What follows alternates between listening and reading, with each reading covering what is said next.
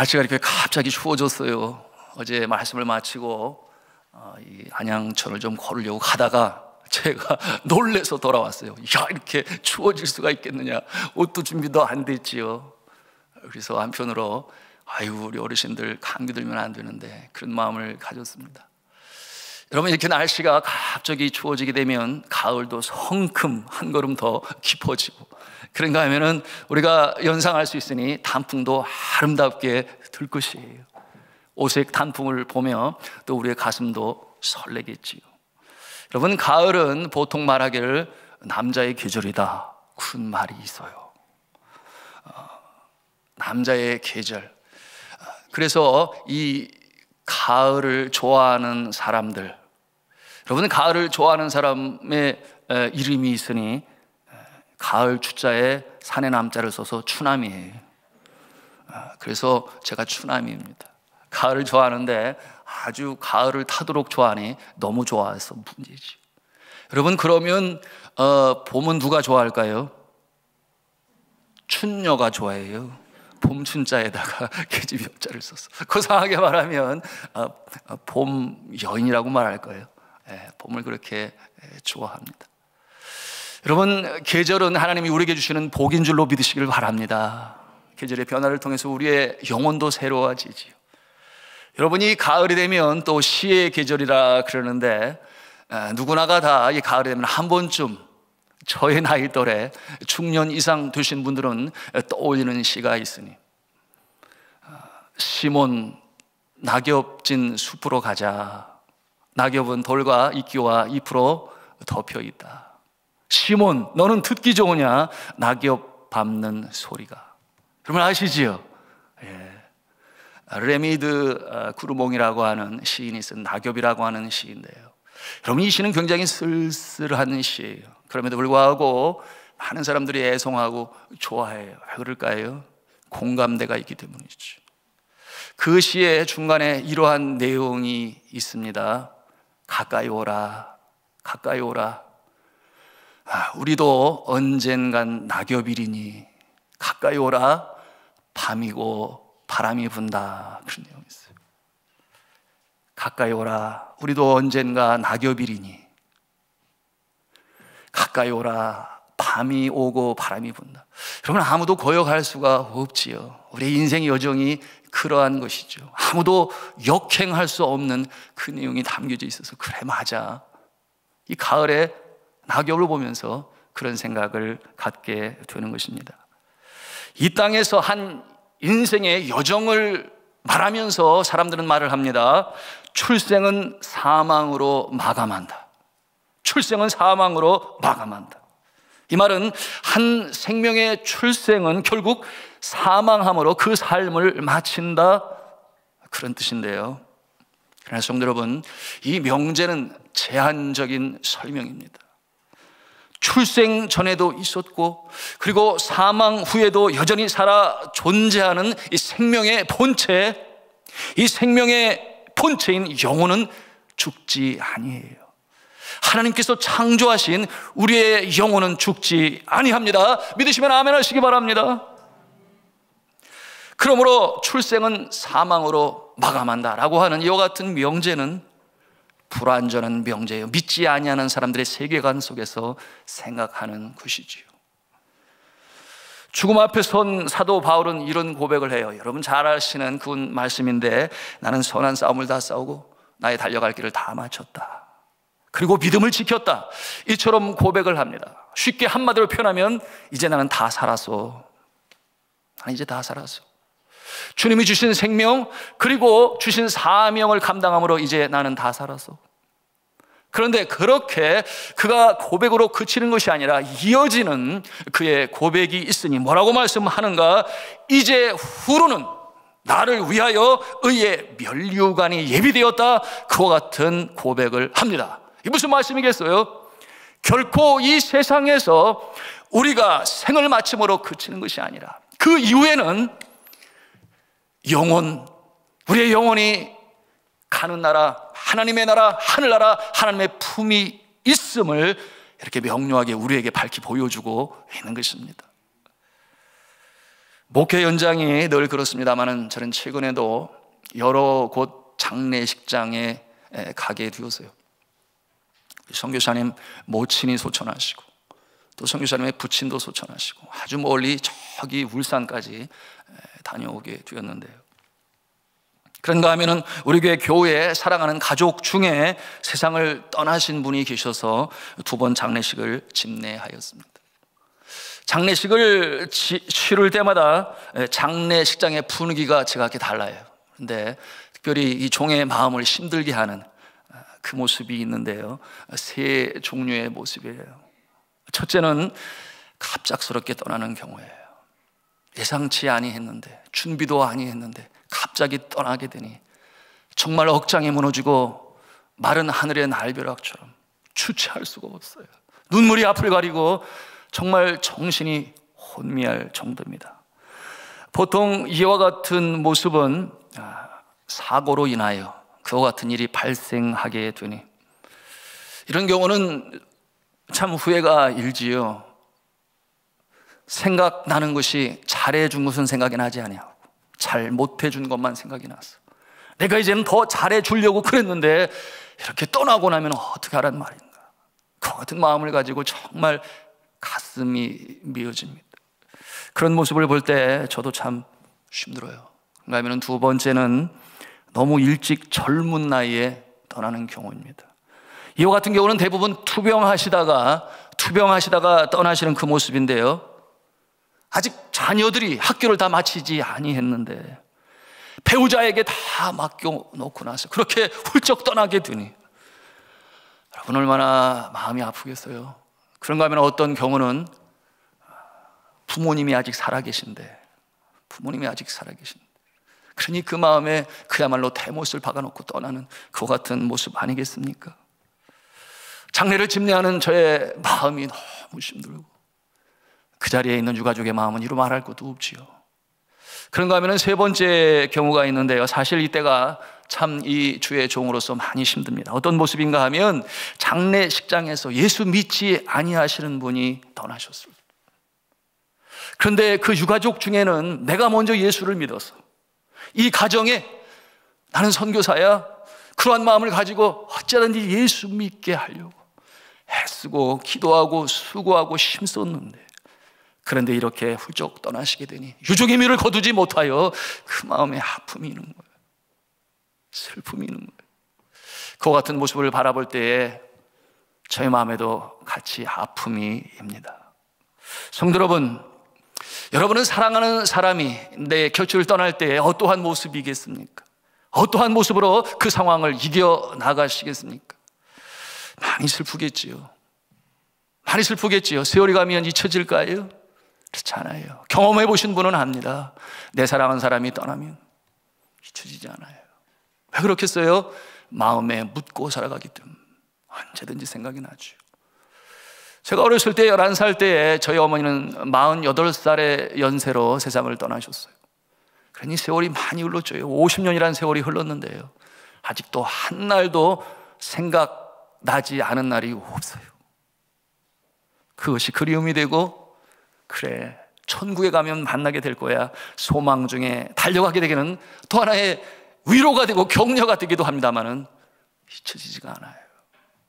말씀드린 것처럼 가슴에 묻고 살아가기 때문에 이와 같은 모습이 사랑하는 사람을 떠내보낸 자의 모습인데요, 우리 모두는 믿음의 사람들로서 사랑하는 사람을 보낼 때 어떠한 자세를 가져야 하는가, 이것이 오늘 말씀의 주제가 되겠습니다. 여러분, 사랑하는 아내 사라가 떠났어요. 아브라함의 아내가 떠났습니다. 그 마음의 슬픔입니다. 이 아브라함은 어떠한 모습으로 이 상황을 이겨낼 수 있었을까요? 여러분, 사라가 127세를 살았다고 그랬어요. 이것이 사라의 향년이라 그랬으니 사라가 누린 횟수라고 그랬습니다. 그런데 성경에 보면 남자가 별세를 하면, 세상을 떠나면 그 횟수를 기록을 해요. 몇 년을 살았다.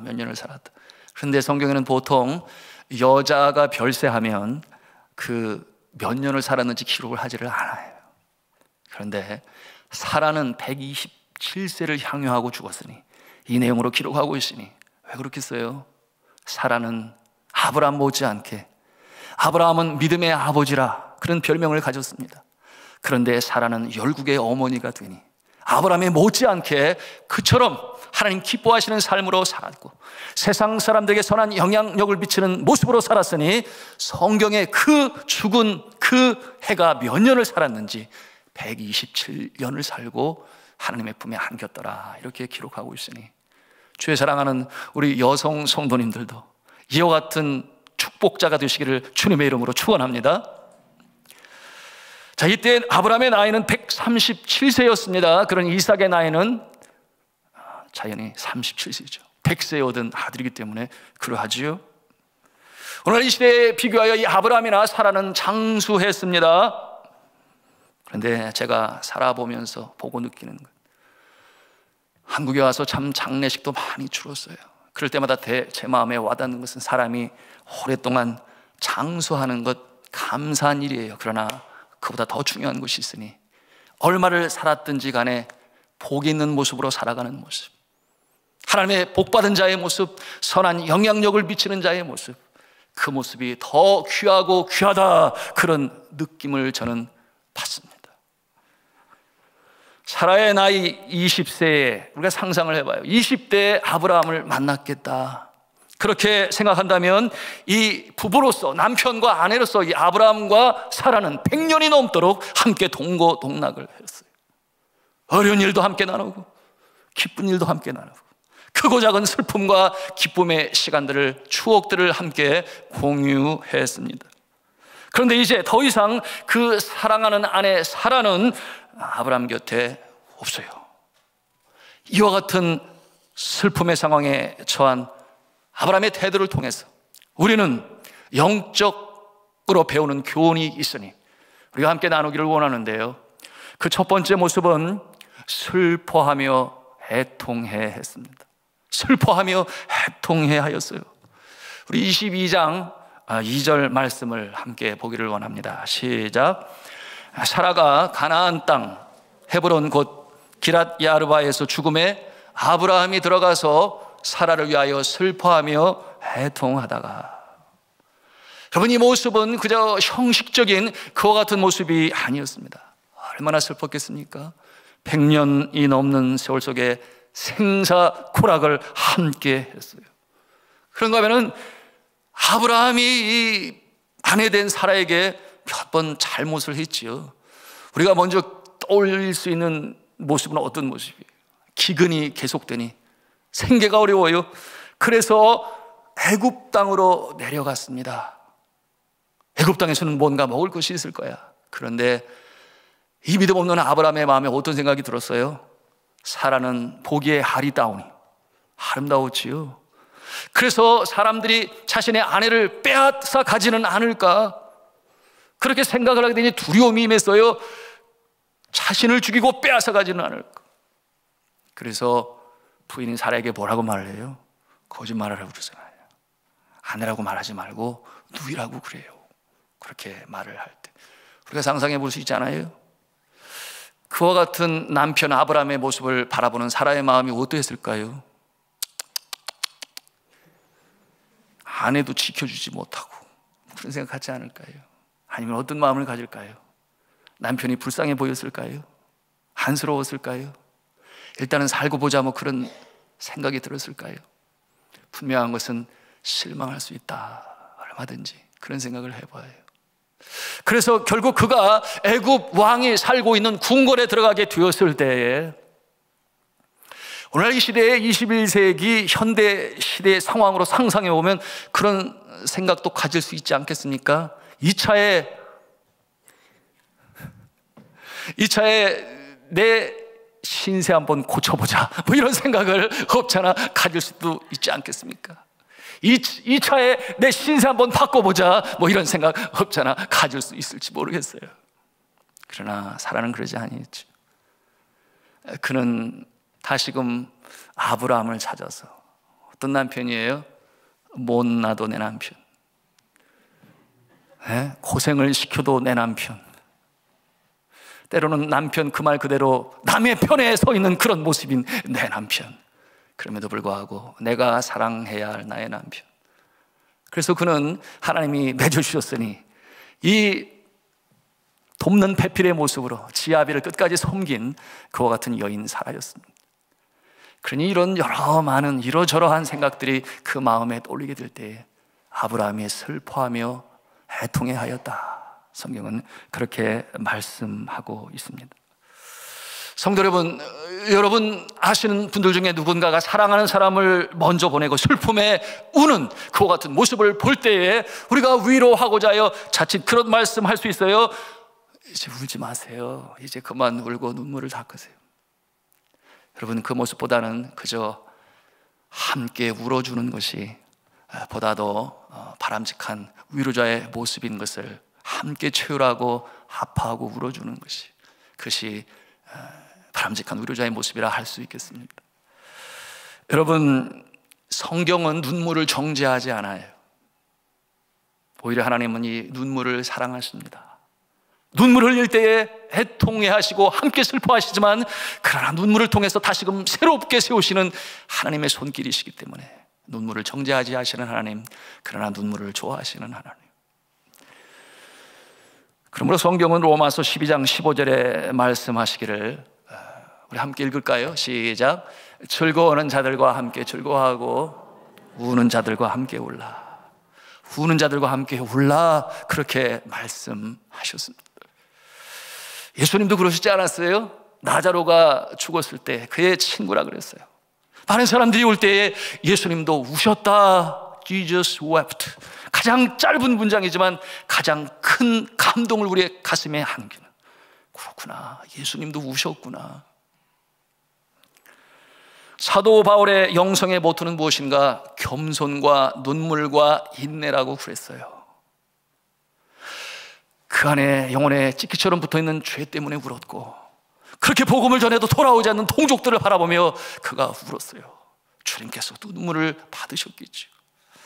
그런가 하면 시편 56편 8절에 다윗은 이렇게 고백을 합니다. 나의 눈물을 주의 병에 받으소서. 나의 눈물을 주의 병에 받으소서. 구약에서 히스기야 왕이 하나님으로부터 사형 선고를 받아요. 네가 죽고 살지 못하리라. 주의 종 선지자를 통하여 그렇게 말씀하실 때에 히스기야 왕이 가슴이 철렁했죠. 그래서 어떻게 했습니까? 세상을 의지하지 아니하고 평만 바라보며 저가 기도합니다. 주 앞에 눈물로 간청합니다. 그 모습을 보시고 하나님께서 응답을 하셨는데 뭐라고 말씀하셨는가? 내가 내 기도를 들었고 무엇을 보았는가? 내 눈물을 보았느니라. 내 눈물을 보았느니라. 눈물을 바라시고 눈물을 좋아하시는 하나님 아버지, 우리를 사랑하시기 때문에.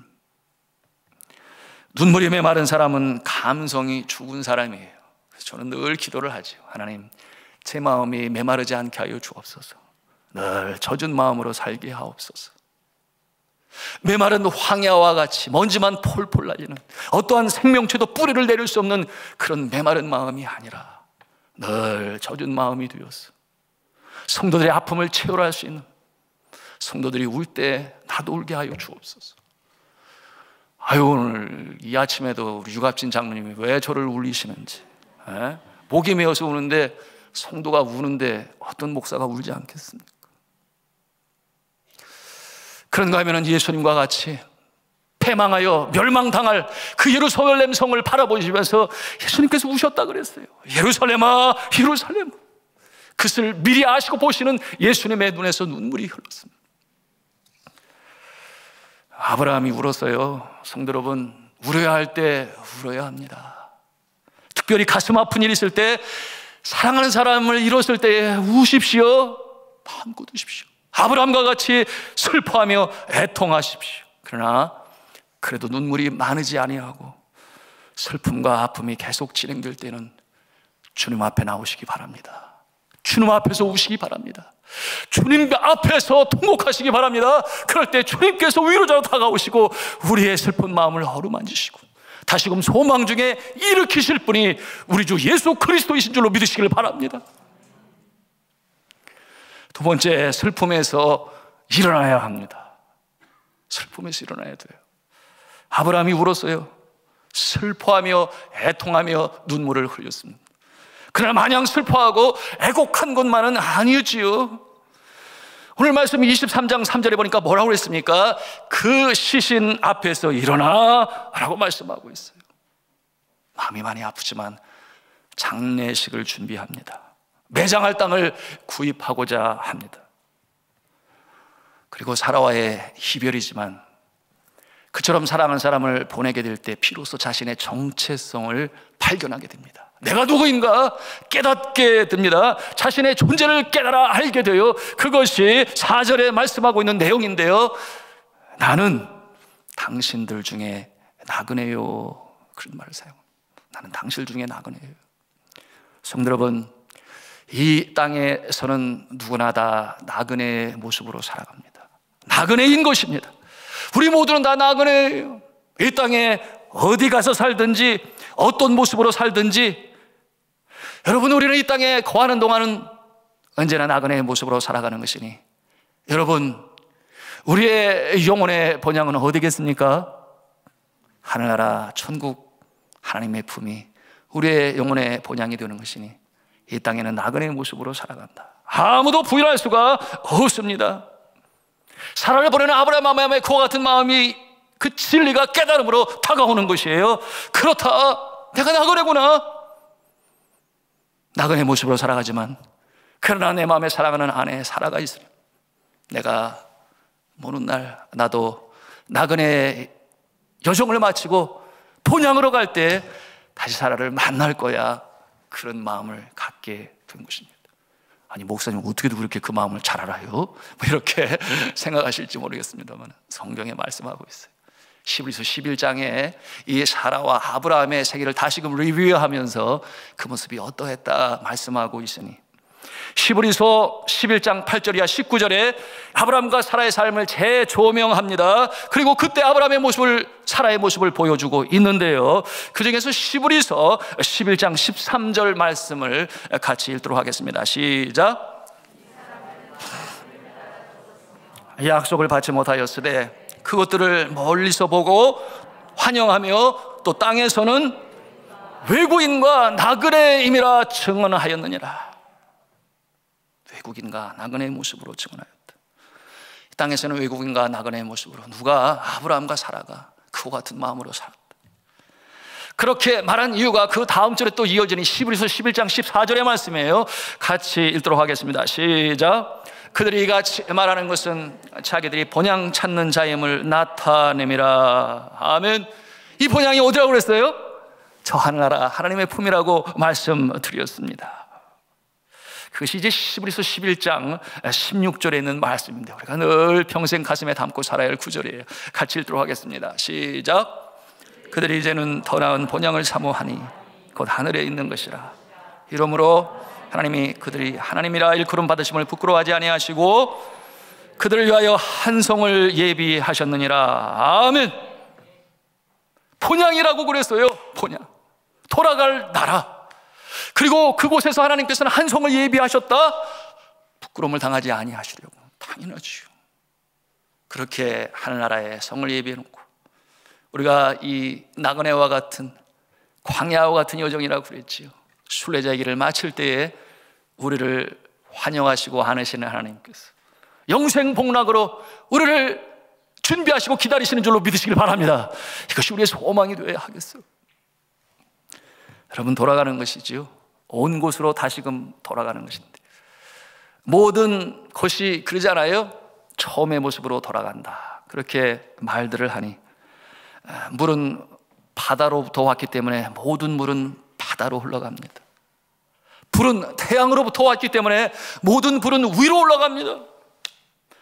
여러분, 육신은 흙으로부터 왔기 때문에 우리의 영혼은, 우리의 육체는 흙으로 돌아갑니다. 그리고 우리의 영혼은 하나님으로부터 왔으니 하나님께로 돌아갑니다. 이것이 인생 여정의 모습인 것이에요. 그러므로 자신의 고향에 대한 분명한 믿음의 선언이 있어야 하겠습니다. 누가 이렇게 물을 수 있잖아요. 당신 고향 어디입니까? 이렇게 물으면 보통 내가 태어난, 이 생명이 태어난 육신의 고향으로 답을 하지요. 나는 경기도입니다. 충청도예요. 강원도입니다. 그러니까 하면 전라도예요. 경상도예요. 제주도입니다. 이렇게 우리가 말을 할 수 있겠어요. 그러나 우리 믿음의 사람들은 이 육신 이전에 먼저 있었던 영혼의 고향, 그래서 본향이라고 그래요. 우리 영혼의 본향, 저 하늘나라가 나의 고향입니다. 이렇게 고백할 수 있기를 주님의 이름으로 축복합니다.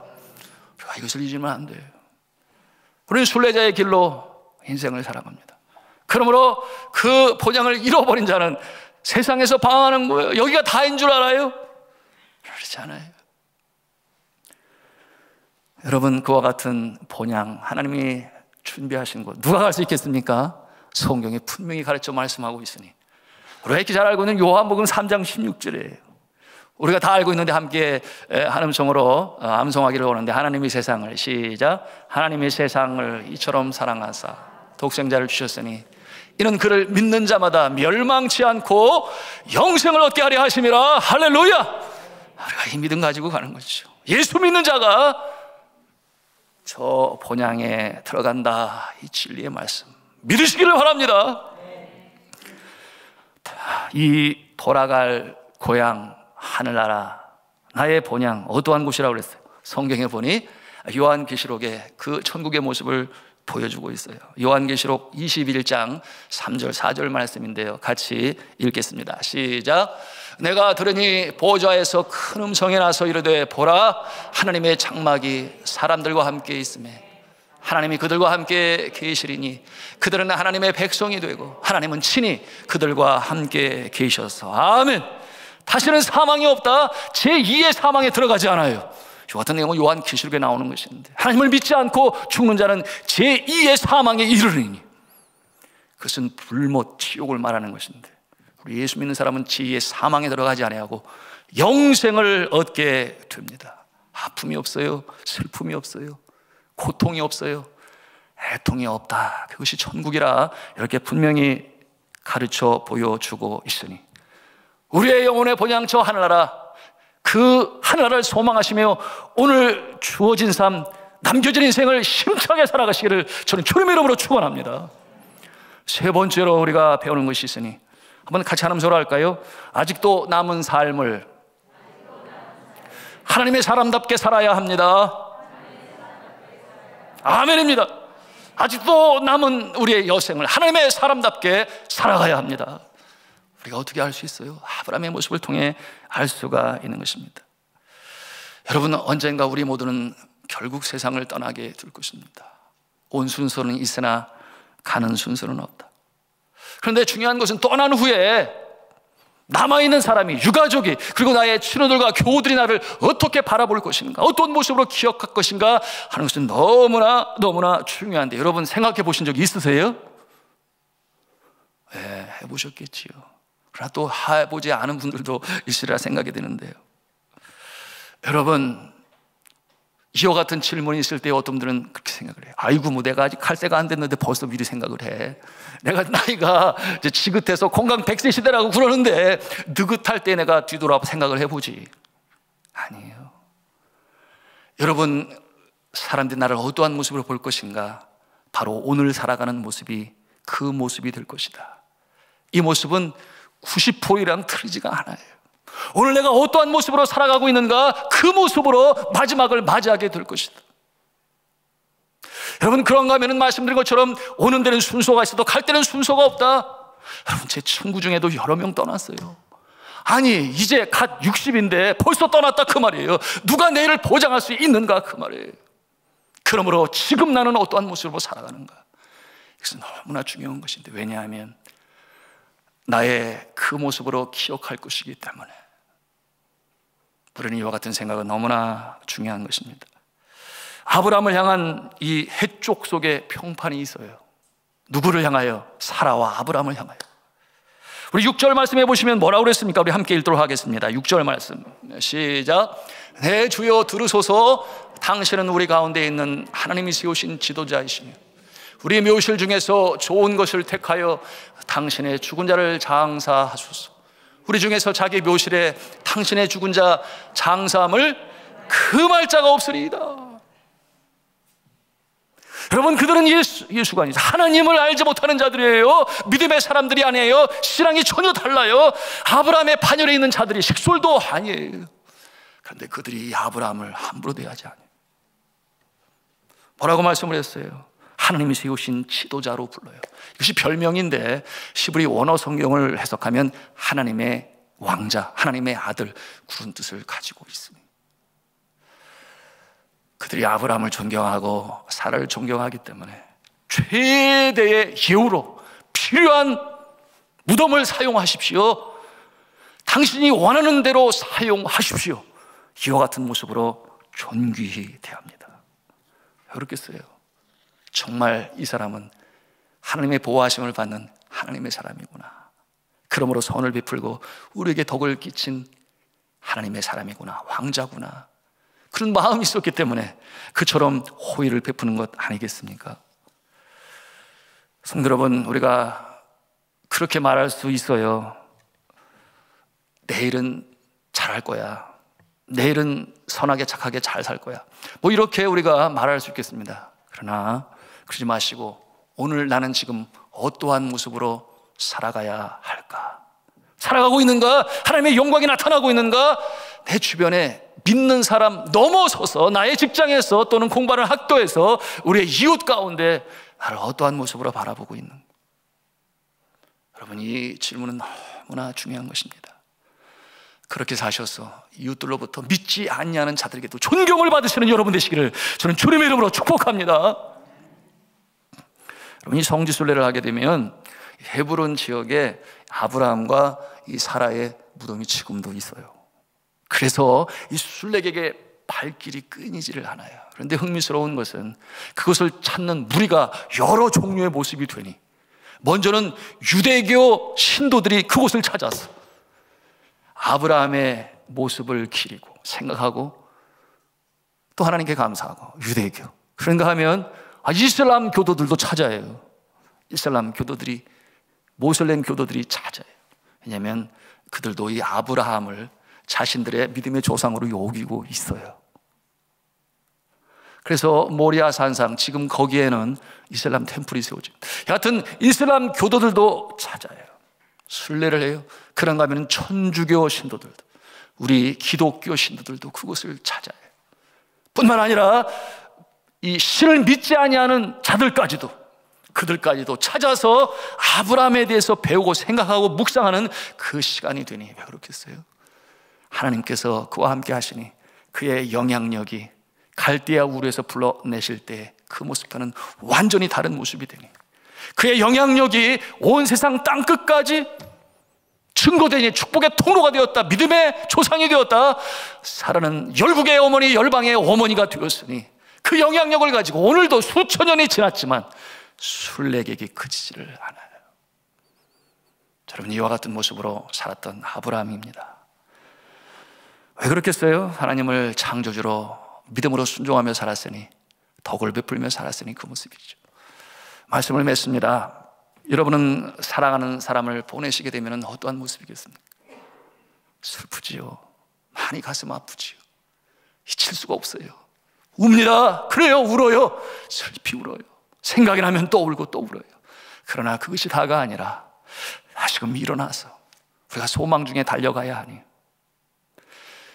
나보다 먼저 떠난 나의 사랑하는 자가 나를 저 본향에서 기다리고 있으니 언젠가는 다시 만나게 될 거야. 그와 같은 마음을 가지고, 그렇지 않겠어요? 저는 생각을 해봐요.